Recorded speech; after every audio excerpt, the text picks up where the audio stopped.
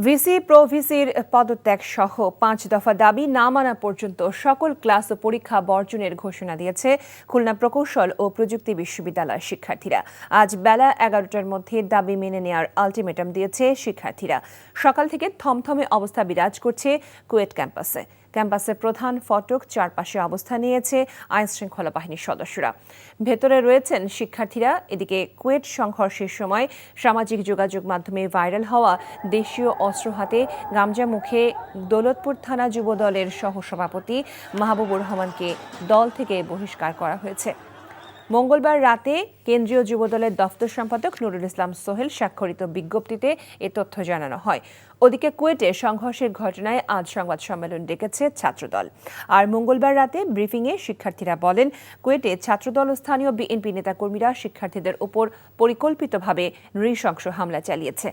এই হামলায় জড়িত শিক্ষার্থী এবং প্রশ্রয়দাতা শিক্ষক কর্মকর্তা কর্মচারীর বিরুদ্ধে কুয়েট প্রশাসনের পক্ষ থেকে হত্যার চেষ্টা ও নাশকতার মামলা করতে হবে এবং জড়িত সকলকে বহিষ্কার এবং ছাত্রত্ব বাতিল করতে হবে।